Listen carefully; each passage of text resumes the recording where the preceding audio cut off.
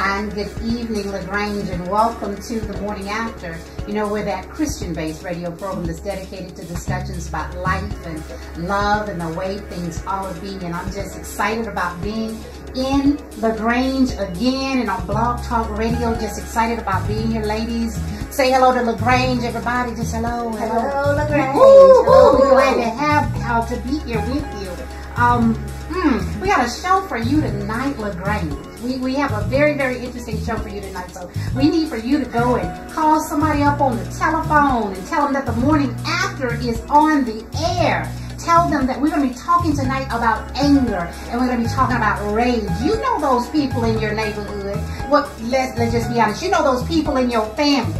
They're always blowing up. They're always mad about something. Just call them and fool them and trick them into listening to the radio tonight. Just say there's something good on the radio tonight so that they can hear about this spirit of anger. And maybe, just maybe, there'll be a word for them tonight. I am Minister Igola, your host. As always, as I said, happy to be here. And we're going to go to commercial break. And then when we come back, we're going to dive straight into this conversation. So this is going to give you an opportunity, LaGrange, to go and call somebody and let them know that The Morning After is on the air, baby. So we'll be back in about 5.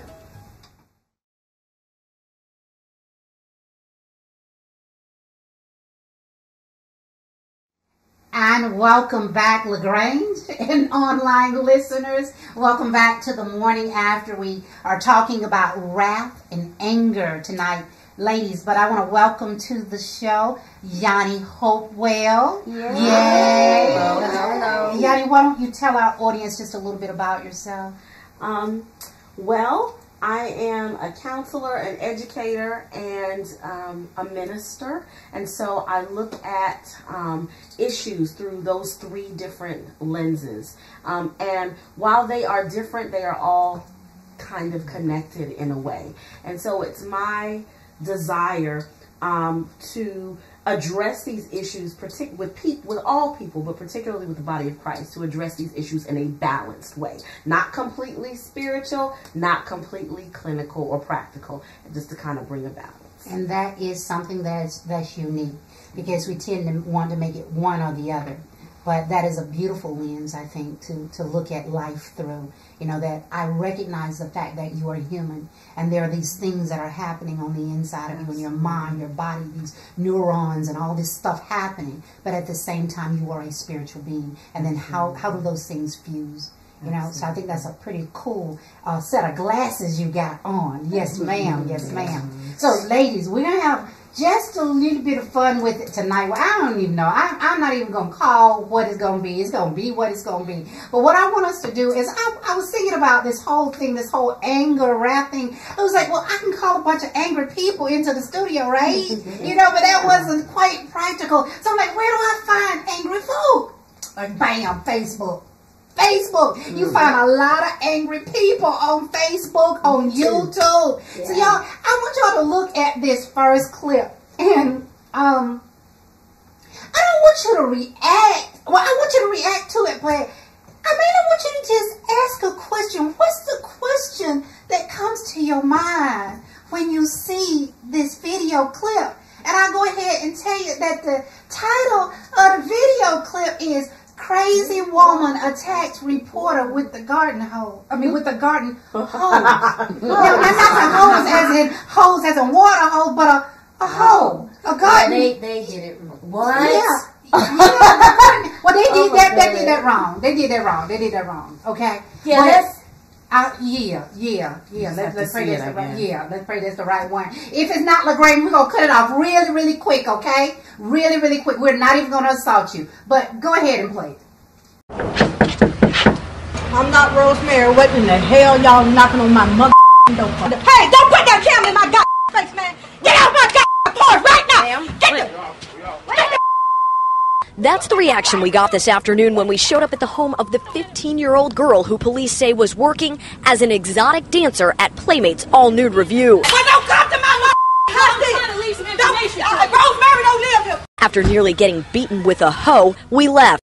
A few years years ago when we were working together, we had begun actually in this room right here. Okay. Oh, yeah, I remember. Oh, my gosh. Go ahead, please. A discussion about what's going on.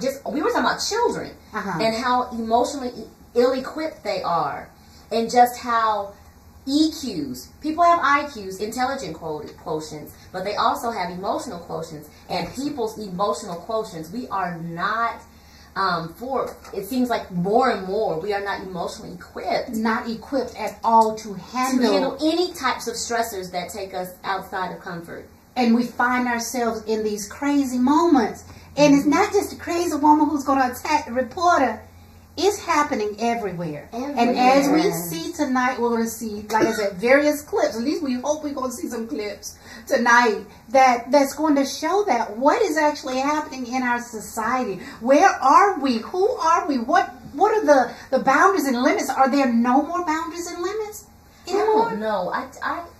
Well, you have to keep in mind, you start out with emotionally challenged children, and then nobody does anything about it but laugh when they're little and say, "Oh, look at Pooh, he's so cute. We get mad and tear the whole front up." Oh, see, you talking about what my mama used to talk about when we were little. She used to say, the reason I whoop y'all is because I'm whooping the little demons. There you go. And I'm whooping the little demons so they don't grow up to be the big demons. You know what I mean? So that's what you're talking about. That's what I'm talking the fact that when we're little, you have to address these issues. Exactly. And then it just grows into, it's like a, snowball effect. It grows into a larger monster. So then you got this adult when it's not cute anymore and they get fired off jobs because they knocking people's stuff off the desk and cussing everybody out and doing whatever. And then we wonder, well, I don't know why he acts like that. Well, he acts like that because he's been acting like that all his life and nobody ever had a problem with it. But now he's an adult, he's supposed to turn that key. Right. And I guess he doesn't have a hot wing. Right. Exactly. So he's supposed to turn the key and turn it off. But being an adult doesn't make you change who you are. If nobody's, trained the personality. Right. That's exactly right. And like you said, nurturing those little demons, thinking that it's cute for your 2-year-old to come in and sass. And I've seen so many clips on the internet where people will actually record some little child telling an adult off or cussing an adult out, and you're like, wait a minute, that's not cute. Well, even the one with the little boy, Linda, no, Linda, no. I remember seeing that was cute though. Y'all gotta admit that was cute, but it wasn't my child. Yeah, it wasn't my child, because when I think about the Linda one, I would tell you, sit your little butt down. Exactly. You know what I mean? Why are you sassing back at me? But she went through this whole little. Y'all know what we're talking about. Is the one on the bus? No, the Linda. His little boy and the mama's gonna whoop him. No, Linda, listen. Listen to me. Like I do this all the time, and if I go out at the house with the door, Matthew has his toys, and then Matthew has all his toys. Okay, but I have to yell at you guys. Okay, Linda, listen, Linda. Listen. Okay, what? Like everything they do at this house, you can't trust everything at Grandma's house. Okay. Okay, then what? Then you're not listening to me. Then you're not listening to me. I asked you not to do something. Linda, but listen to me. Look at, if you do something, if you get that birthday off, you're gonna break it. Okay. But I'm letting you know that you cannot. Lick it. You're not listening to me. Linda, listen to me now. Listen to me now. Listen to no, me. You're not listening. I said no cupcakes. And you try to get cupcakes and you try to ask Grandma. Linda, didn't you? Linda, lick it. If you do something without this, if you get close, you can't even get them. You're gonna burn your butt. What's gonna burn your butt? You and Kevin don't listen, so I have to give both of you guys pop-pows in your butt. But Linda, Grandpa's gonna give you pop-pows in your butt. No, he's not. Yeah. I have to. You don't want me to hit Kevin, or you don't want me to spank you? No. Why? Because anybody wants to spank me.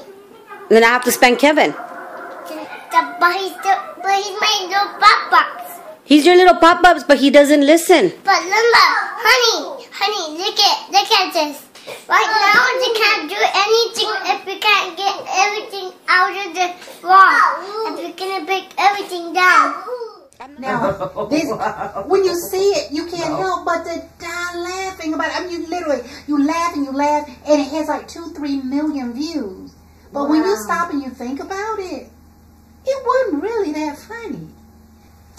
You know what? There was a case here lately in Clayton County. I was telling about it. I hope I don't have the facts mixed up, but a parent comes out to the bus driver, and you know the buses now have the video cameras, and she curses the bus driver for everything he thought he knew. I guess something her child told her that happened. And then her cousin also comes out, and he tells, "Ma'am, you're on camera. You're cursing in front of children. I don't care. My name is so-and-so, so-and-so, so-and-so. And they can come and blah, blah, blah, blah, blah." And the police politely came to her house and arrested her. And then the cousin went to bail out, and they arrested the cousin, too, because both of them were. Isn't that like making terroristic threats or something? Because once you step on that school bus, it's second-degree child endangerment as well, because you're cursing in front of children. Where does that come from? What is that? That we, and one, especially looking at it from the stereotype of the angry black woman. Where does that come from, ladies? Because I think culturally, somehow, the message got sent that strength and power are equated with the degree of anger that I show. The volume of my voice. The volume of my voice. The degree to which I can put people in their place. The expletives that I add in. It. Somehow, culturally, we have equated that with strength and with power. Okay, root cause analysis. Will intimidate. Yeah, the cursing add the intensity to it. Root cause analysis. So we are there. Why? Where did it come from? I think there are stressors that there are underlying stressors of daily life that make people, because there are so many different arenas, I think that you find yourself having to control yourself, that there are breaking points that people experience. Some people, it's a stress reliever. They want to go. They're anticipating having to go off on people and to lash out on people because it's a stress reliever for them. I see people do that all the time, you know, talking about they're going to go to McDonald's and go off on somebody because they didn't get this right. And I'm going to go in that store and I'm going to tell her about herself. It's a burger. Why are you... Yeah. And not purposely making your food wrong. Why it's something that's not good for you either way, but you want to act it's garbage. So, look, the hamburger already giving you heart disease. Now you want to go and give yourself a coronary. Yeah. So I think it's just those everyday stresses that, you know, and we're getting put upon, and so we in turn put upon other people at times. I mean, and not realizing literally what you just did is you pass that spirit on. It's a cycle. It is a cycle. It is a cycle. But I think also it's both conditioning and culture. And this is what I mean by that.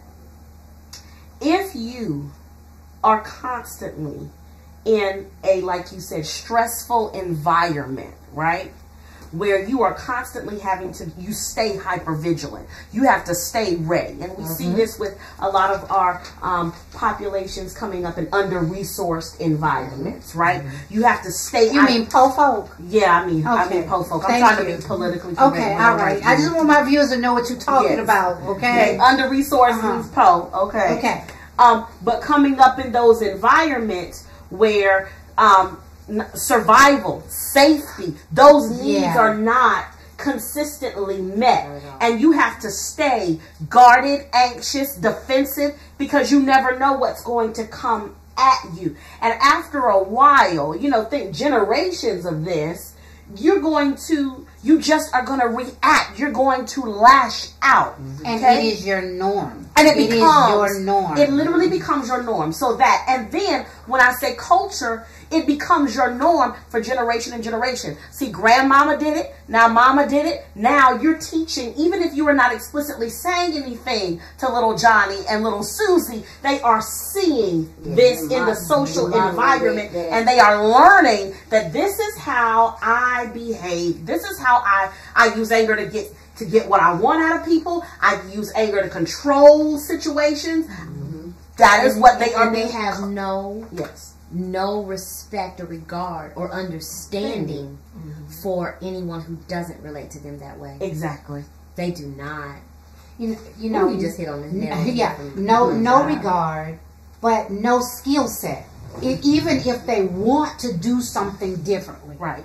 It is very, very difficult when you don't have the skill set. You have nothing to pull from. You don't even know how to behave in this new environment. When you leave your neighborhood, where you say all these stressors are actually happening, But you said something. Somebody said something. I think it was Natalie said something. No, T, you said it. And you were talking about how they actually they seek out opportunities because there's some kind of gratification that comes in this release that happened. I don't know that feeling, because to me, and I want you ladies to talk about it, to me that anger is an uncomfortable place. It's a place, I hate that place more than anything. And if I lose my temper, I beat myself up so badly just because I allowed myself to go to that place. Right. So I don't understand it as this opportunity for release. I hate that. It's almost like, for me, an out-of-body experience to some degree. I find myself there, I hear myself there, and I can't believe that is coming out of me. Right. So I'm not sure. Oh, no, am I the only person? No, and I do understand what you're saying, but imagine it goes back to conditioning and culture. You have not been well, you might have been. Let me no. I was straight out the project. Right, and you might have been. But were you constantly validated? You already said that your mama was gonna beat them demons out of you. She beat the demons out of me, but no, I wasn't validated. We know that there was something else that happened. We know it was the Lord Jesus Christ. Right. Because I was there, and I was that same person that was a rager. That was who I was growing up. But who I am now, it is an uncomfortable place for me to be. Right.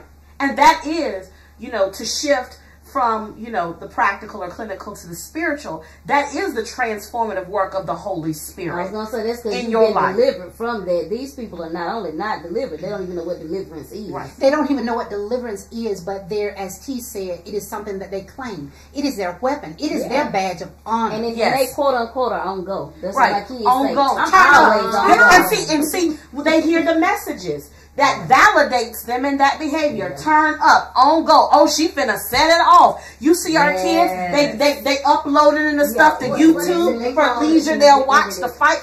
World star. Let's shift and talk about our children for a minute. All of us, everybody here, is in the education field. What are we seeing happening in the school? And he just turned around and grabbed me and ready to turn me over and knocked me down on my back, and just the floor. This hit the floor so bad. P. Wu Johnson relived the moment he was attacked by a student at Bartram High and suffered a concussion. Because the boy dropped me down with so much force. This is video which captured the 68-year-old teacher motionless in a hallway of the school seconds after the attack. So the minute your head hit the ground, you were out. I was out. Johnson, who was working at the school as a substitute English teacher, says this all started when a female student sat on a male student's lap. He told me, he said, get an F from my face. So I said, this is against school regulation. When Johnson threatened to go to the principal's office to report the pair, he says the male student grabbed him, then body slammed him to the ground. The president of the teachers union blames what happened to him on the district. There have been 2 other similar attacks in a month. Our schools have been so under-resourced with the necessary support personnel in buildings for the last 2 years at least. That man tried him. No, He tried him. There's such a spirit of entitlement. Yeah, I mean, the teacher. What do you mean? They feel entitled to be able to do whatever it is they want to do. They don't know the difference. Say whatever it is they want to say at any given moment. It's right or wrong, they want to say it. Right. And so, understanding that for us growing up, or for most children, when you're in a classroom, it is inappropriate to carry on the way they were carrying on. But because he wanted to do it at that particular moment, and someone told him, no, you can't do that, or said, stop that, he felt this need, he felt this entitlement to body slam him. So look, these kids now, they never get out of it. Is it Fraud who said the egocentric thing? Yeah, they just me. I want, I feel, I think, I'm gonna take you back to though. Wait, hold on just a second. I'm having a hard time with this, because how can the kids in the undernourished, what was that beautiful word you used? I said under-resourced. Under-resourced, yeah, in the poor neighborhood. Mm-hmm. In the poor neighborhood, how can they feel like they're privileged and entitled? Because all they have is hunger. All they have is anger. If you're hungry, you're mad. If you don't have no clothes, you're mad. The only thing you can own free is your anger. Wow. Well, that's kind of deep. Wait, let me reflect on that. Hold on, Yanni. Hold on. That is. Hold on, wait a minute. Let me get a silence real quick. Yeah, that was deep. Yeah, I like that. Wow. Go ahead. No, I was just thinking with what you say. Many times, anger is the result of our expectations not being met. This we know, okay? I'm going somewhere with this. If the expectation is I should be able to do what I want, when I want, how I want, and nobody is going to check me, when that expectation then is violated or not met, now I'm set off now. Now, when it comes to, you ask why our little po children, why did this happen? I love what Natalie said about I love what she said about the owning anger. That's real pretty. And what I'm going to do is I'm going to take that and put it in a can. I'm going to sell it. I love it. But it still does not make sense to me how I can be without and have absolutely nothing. And then all of a sudden, you understand what I'm saying? I feel as though this much power. I feel like I'm empowered. Because see, and you said it, Miss Gloria Jean, you said it. Two things. Number one, understand when we're talking about under-resourced or poor, nobody might not be at home, because the business is survival. So I don't have anybody directly teaching me, setting limits with me on a daily basis, okay, telling me what's appropriate, what's not. This is how you interact with adults and what's not, because mama is either working or in the bed. Okay, Yanni, okay, I got you. However, let me, you just put the mama in the bed. You put the mama in the bed. Or she's emotionally unavailable. Yeah, she's emotionally unavailable. I'm going to throw one more at you, right? Mama, because of the fact that there are so many deficiencies, provide for your every need. In other words, whatever you ask for. I work, I'm not there. I'm working the 3 jobs. I'm doing whatever's necessary to make sure you have those expensive tennis shoes. I make sure you have the expensive cell phone. We live in the project, and we see it all the time. Y'all know we see it all the time. You cannot tell that those kids a lot of times come from the project because they have all the stuff. Now, the sense of entitlement comes from the fact that I make sure you have the stuff. But as you said, I'm not making sure you have the stuff. But also, I think I'm always a proponent for this. Technology has played a huge part in this. Yes. When you can watch whatever it is you want to watch, whenever you get to watch it, when you can listen to whatever it is you want to listen to, whenever you want to listen to, you never have to engage sometimes. So you can put those headphones on and create your own little world, and you never have to socialize with other people. And so when your skill set of even intrapersonal skill set is very deficient. It's lacking because you don't have to talk to anybody. Right. I used to have to watch baseball on Saturday afternoons because my grandfather... That's what he watched. That's what was on. And it was only 12 channels to begin with. So it wasn't like 12 channels. Look, you know, we had 3, 5,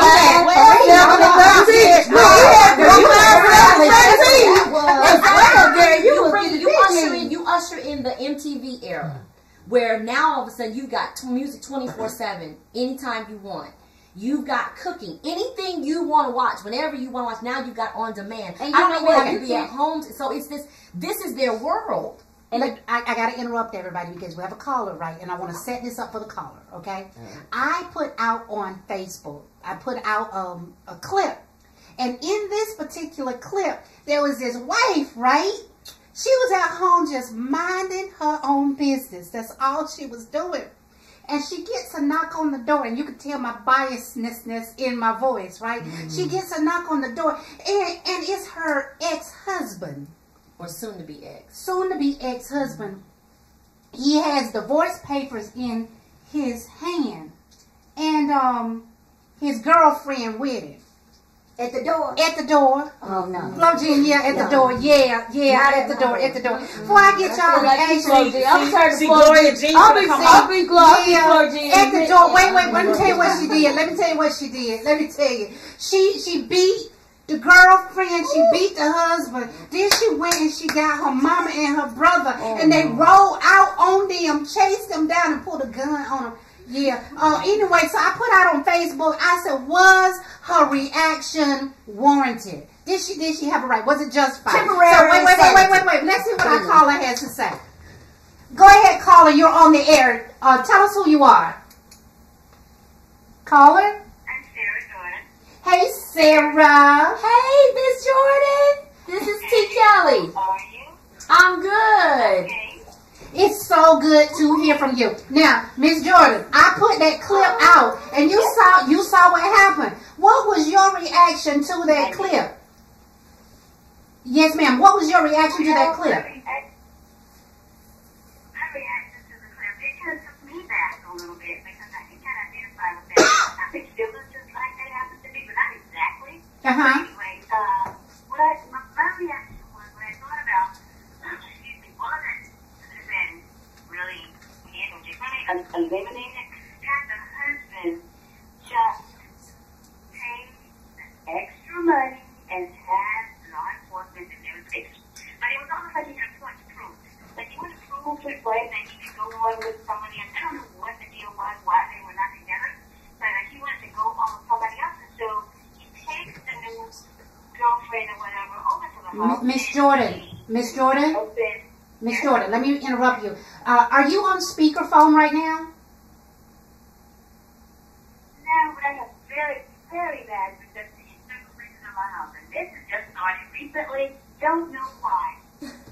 I definitely understand. You go ahead and you finish your story, and we're going to be listening as best as we can. And LaGrange, you just going to bear with us, and we'll tell you the story when she finishes, okay? Go ahead. Okay. I'm so sorry. Find out what's going on with my phone. But anyway, I said the new girlfriend has actually had more respect for the wife than she had. And for herself. For that person, she never should go there in that situation because you're putting yourself in that position.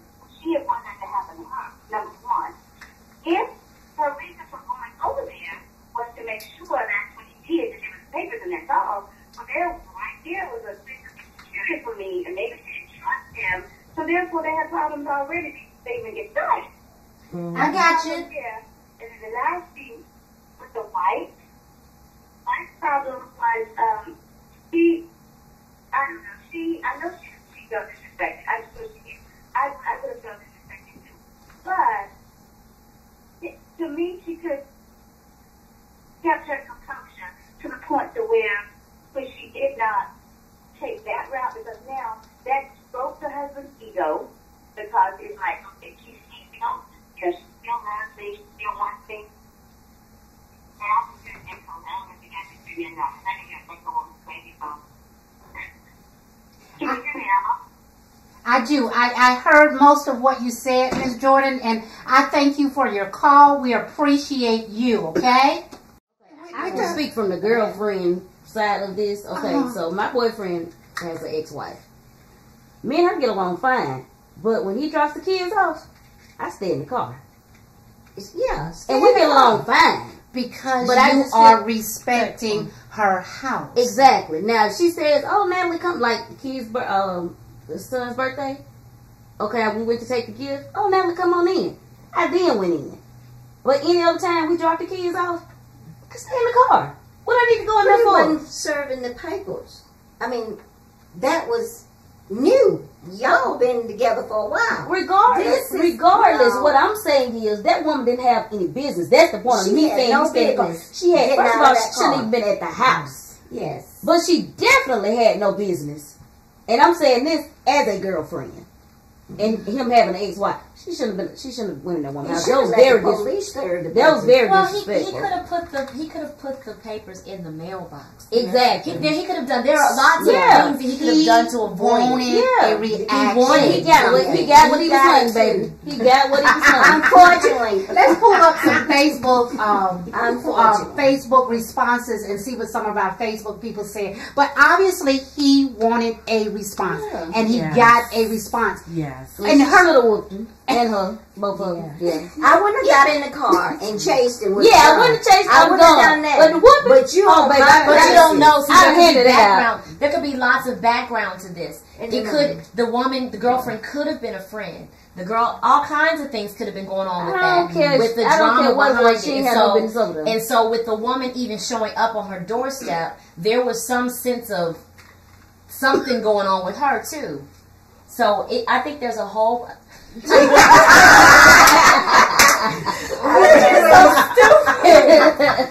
you read some of those for us, T? All right. And give some shout out to some of our Facebook supporters. Fletcher, who is a very consistent supporter. He said, what was the purpose of bringing the girlfriend along, and why did she think she should have been there? Right. To rub salt in the wound, and she probably was a mistress before the breakup and had words with the wife. Sometimes people should just stay in their lanes unless they are looking for wreckage. And they got it. Well, baby, she got what she wanted. Let's see what else we got here. All right. Bonita White says, she should have jumped on her husband, not the woman. He was wrong. He promised to love, honor, and obey. In fact, I thought the sheriff delivers divorce papers. That husband wanted to hurt his wife. That woman may not have known what was going on. If she did, she was not smart. How did Herman respond to that? The sheriff delivering the papers is optional. I could almost guarantee you the woman knew exactly what was happening, and she was there with a ass-eating grin on her face to show she had won this poor excuse of a man. The divorce is between the husband and wife. The girlfriend is a side chick, which is where she should have stayed, out on the side, out of the way. Now, if the wife had used intelligence, she would have taken the papers, said good day ever so politely, called her lawyer, and sued the woman for loss of consortium, bankrupting the husband and the future wife. There's only certain states. And the future wife part of that. Now, that would be justice, and she would have had the last look of, take that.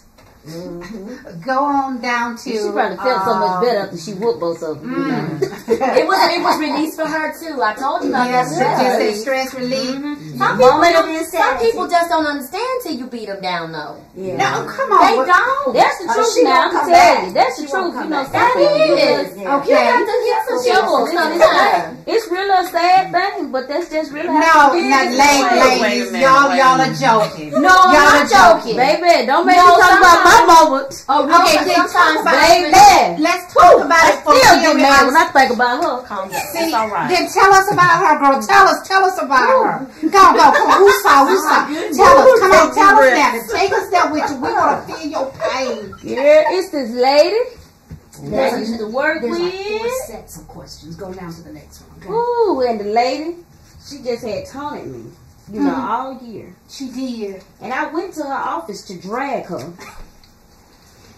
I'm talking about drag, not like, let's talk about this. Like I really was going to snatch her and probably beat her head against the brick wall and drag her down the hall. I need y'all to understand that she is not joking. Yeah. Oh, I tried to cave the door in. Oh my God. Like I tried to cave her door in. And it was nothing but the grace of God didn't want me, at Rice Street. Because I really was going to do a lot of bad things to this lady. And I wasn't going to take her nowhere and do a lot of bad things. I was going to do them right there. By the way, y'all. Yeah, she was my boss. I didn't care. You want to hand it out, you need to take what you give out. You dish it, you need to, you want enough to hand it out, you need to be woman enough to take what comes behind it. There's a time and that includes me. There's a time for if I hand it out, then I need to be woman enough to take what comes with it. We're talking about the frequency, rage, and the frequency of it, and making certain, and it becoming a lifestyle and a culture. And that was not my lifestyle or my culture, but she had gotten me to that spot, baby. And she was picking, baby, she was picking. If my mama would say she was picking in the right cotton patch to get her 100, she was picking in the right cotton patch, and I was about to give her a hug. Okay, all right. Now, I'm gonna tell y'all something. Because y'all know me. You know me. Now, you don't own the moment. You don't own the moment that that's where you were. And you done said that there's a time and season to everything. She got on biblical. However,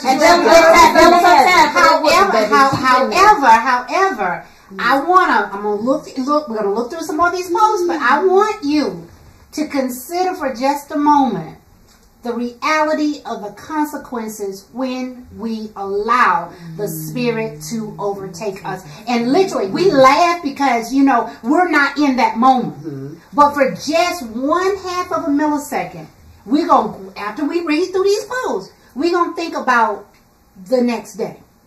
Okay? And we're going to talk about your situation, and we're going to think about the next day. Had you made that connection, and that's the issue. But that's the issue with this. There is something that is happening spiritually in our lives that's wrecking our lives. And we have gotten to the point where it has become the norm. It has become the culture, and it's what we do. We have justified it. And we still justify. I mean, literally, we've justified in the past, and we're still justifying it, even as saints of God.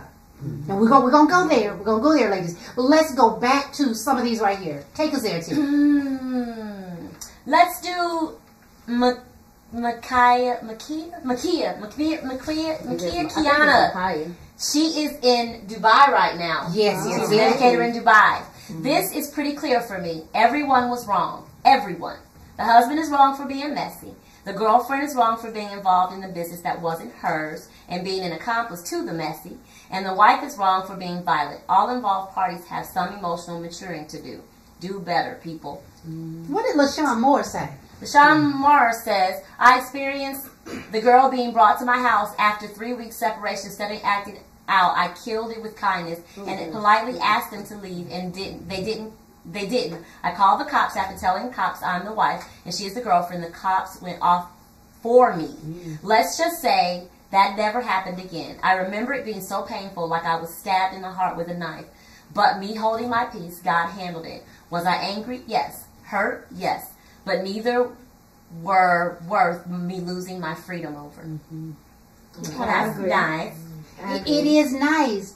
And it's real. It is. It's so real, because let's talk about that moment. That moment when it happened, when that pain is so intense.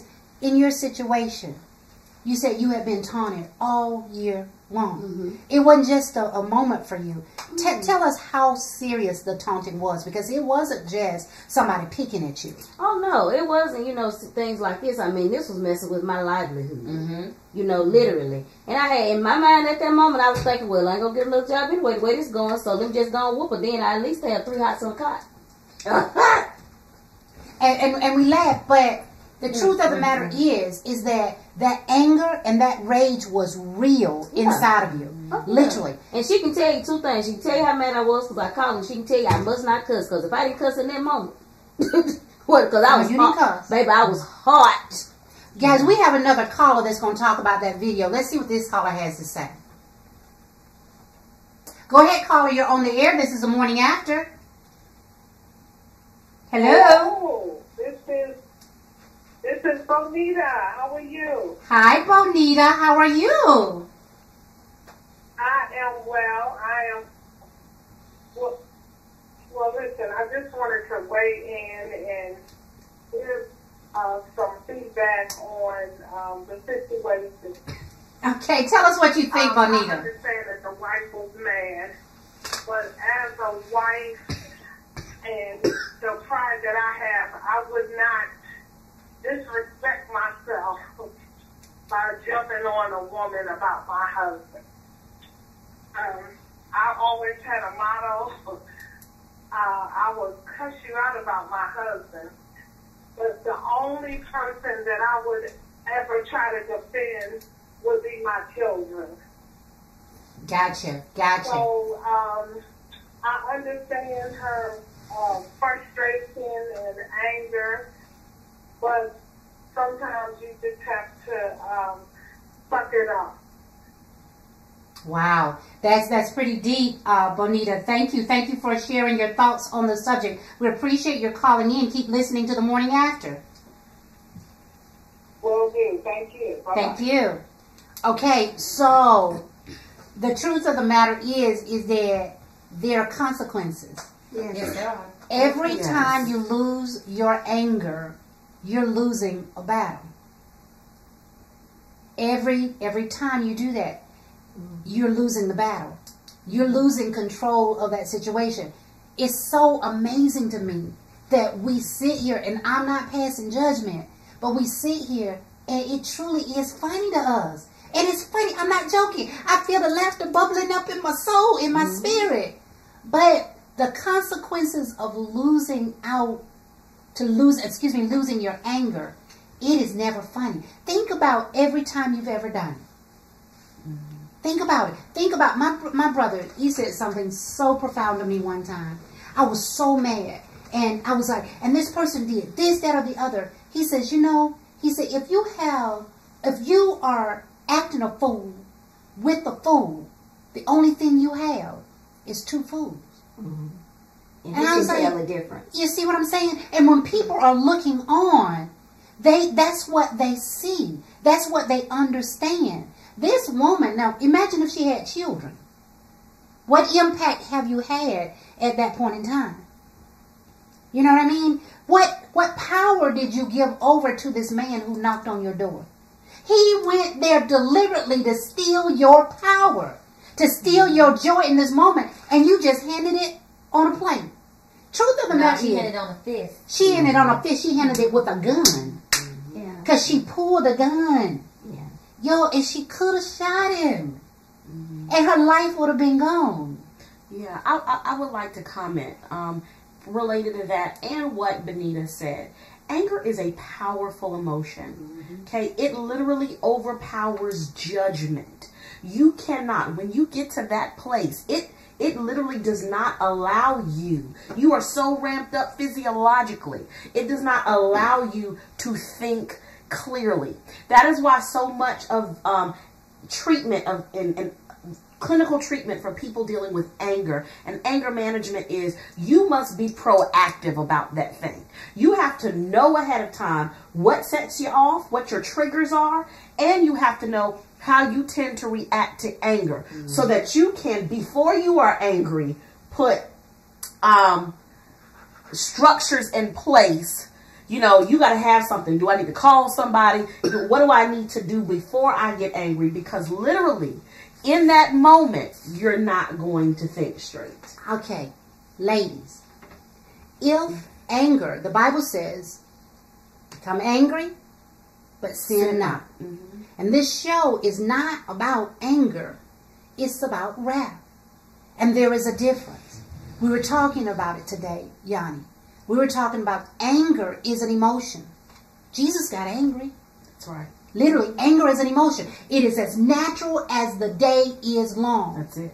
But the sin is the wrath. It is when we walk over, when we step over, and we make it into an action. It is what we do with that anger. Now, I need for you to be serious, ladies, because my LaGrange audience need to hear seriousness. They need to hear the real deal.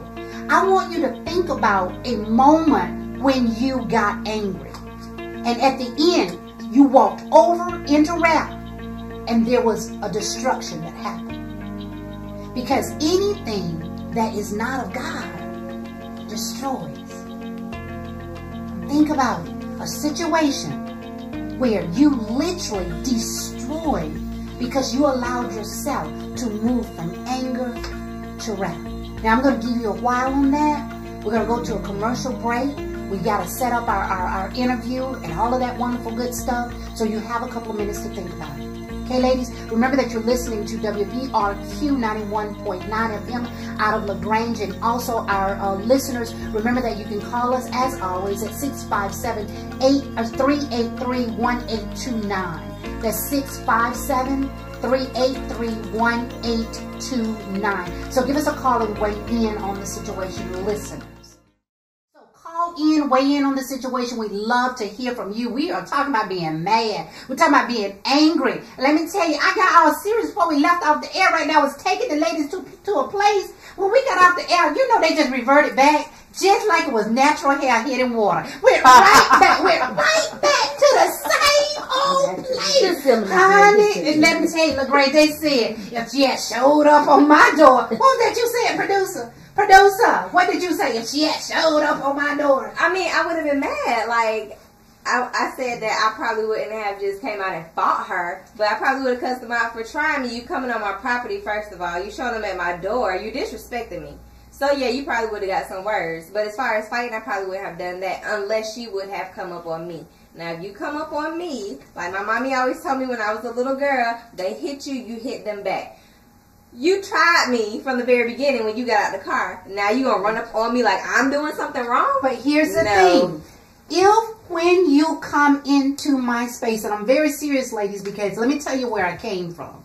I came from being in the projects, growing up in that situation. Y'all know I came from a father who was an alcoholic, who was a wife beater, who was not a drug addict, but an alcoholic, who was a gambler, who gambled away the Christmas presents. That was my daddy, born and bred, right? My daddy all day, every day. That's where I came from. I came from a situation of loud mama screaming because mama worked 2 full-time jobs and she didn't have time to talk softly. She got 5 boys to raise, 2 girls to raise, her grandmama living in her house. She don't have time to be quiet and soft-spoken. That's where I came from. So I grew up with an anger inside of me. I literally can remember being so mad as a little child that I literally remember taking my head and beating my own head up against the cement wall in the project. I was just that angry on the inside.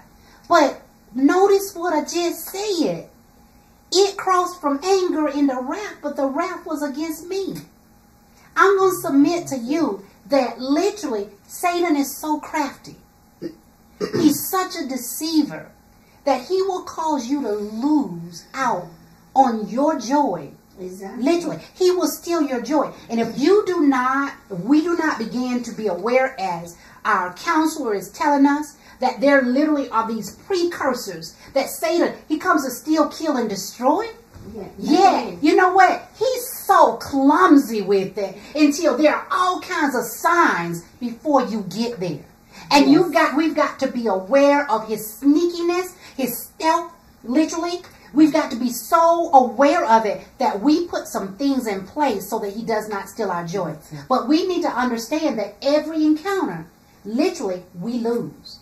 Every time somebody, if the lady comes to your house and she brings that ugly to your house and you give in to that moment, you lose. You lose. My situation, had a group of friends, right? Love my friends. Hung out with my friends, you know, every Friday night. Hung out with my friends. We were all on the same position level at one point in time. And then I moved and transitioned to another position level, into a leadership position. And somehow another, communication just got all muddy and got all murky. And it was like every time we communicated, ugly would come out of that situation. Before I know it, I allowed what was happening in that moment to cause me to lose control. I mean, literally, I found myself flying off the hook all of the time. And instead of dealing with my anger, I moved into wrath. And I want to talk about that wrath thing, guys, because my wrath was a surreptitious wrath. And I want you to be aware of this, and especially in your marriage, in your relationship. Sometimes our wrath is not that we jump on them and beat them down. Mm-hmm. Sometimes it's that we say nothing at all. Mm-hmm. Deliberately. Mm-hmm. It's a passive, aggressive kind of wrath that happens. We're quick to do it to our husbands and children. I did it in friendship. Want to know what I lost? I lost about 4 years of friendship. about 4 years with some very, very good people. Since then, we've all reconciled. But during those 4 years, I needed my friends. But because of my decision to operate in rap, I don't want nothing to do with you. Instead of that, it's my not realizing that I needed to recognize what was going on with me and put some precursors in place, I lost friendship. I lost support. And I lost love. Every time you step over that line, you lose something. Anybody brave enough to tell us what they lost? Silence. I'll tell you what. I was in an abusive relationship, spiritually and verbally abusive, like it was just psychological assault every day, and quasi-physical. I mean, I was experiencing. What is quasi? You know what? And I shouldn't. You know what? I shouldn't say, because all abuse, physical abuse, is abuse, and it's all serious. When I say quasi, there was an incident where I got choked, and he wouldn't let go, and it never happened after that point. So quasi physical means what? Quasi. You didn't want to call it abuse. I didn't want to call it full out physical abuse. Because in our minds, physical abuse is when he gets you and he throw you down and your lips get big and your head get busted open. It wasn't consistent at all. That's what I mean. I apologize. Okay, don't apologize. I just want to make sure my audience understands. So I got to the place of my wrath manifested where I literally plotted murder-suicide. Wow. I literally sat down. Yes, indeed. And I created scenarios as to how I could kill this man. And then I said, I'm going to kill him, and then I'm jumping out of a window. Ooh. Literally. LaGrange, I need you to hear this, because what I'm trying to do, what we've always tried to do with the morning after, is we've tried to show you real. We're not trying to show you some make-believe. We're trying to say, here we are. We are gifted.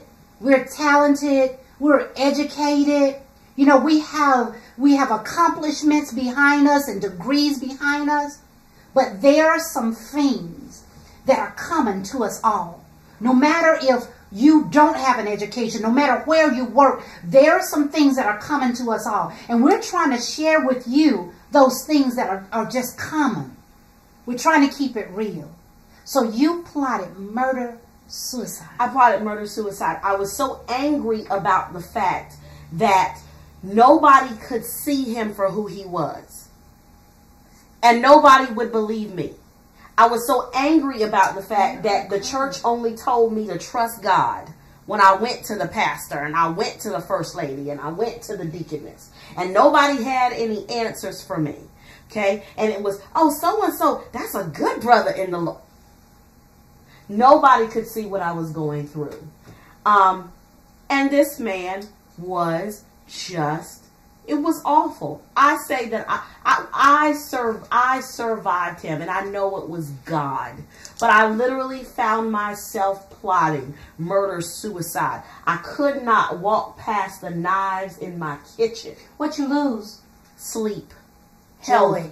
Joy. Peace. I stopped menstruating. I lost hair. I gained an unbelievable amount of weight.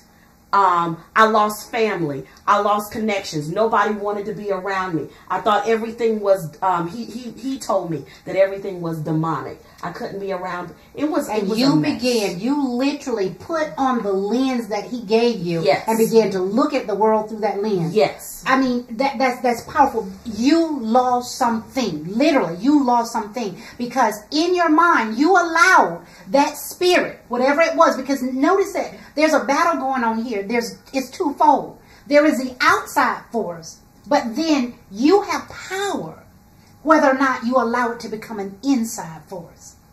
You have that power. And that's what I want to get our audience to understand. We are not without resources. We are not without strength in that moment. We are not without power in that moment. There is a power there. Only you've got to recognize it, and you've got to recognize the craftiness of the enemy before he actually gets on the inside. That's a powerful story. Powerful story. Anybody else got a story to tell?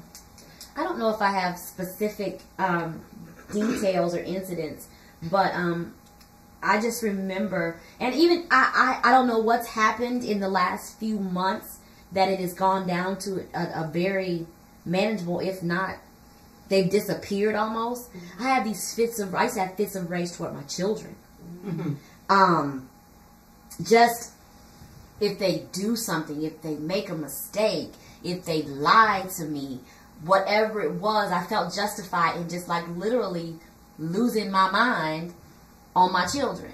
And I was never really a call you outside your name or anything like that. It was just an aberration of sort on my children, just with anything. And I just realized, for whatever reason, it's really, like I said, in the last few months, I think I've come to a place where I understand that if I don't stop this, I'm going to lose relationship with my children.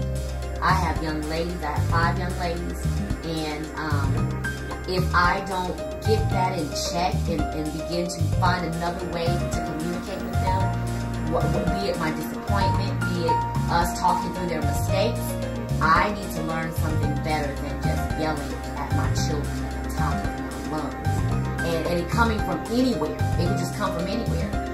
Sometimes it would be attached to a swift rap to the mouth or the head or something like that. But for the most part, it was just me yelling loudly all over the house.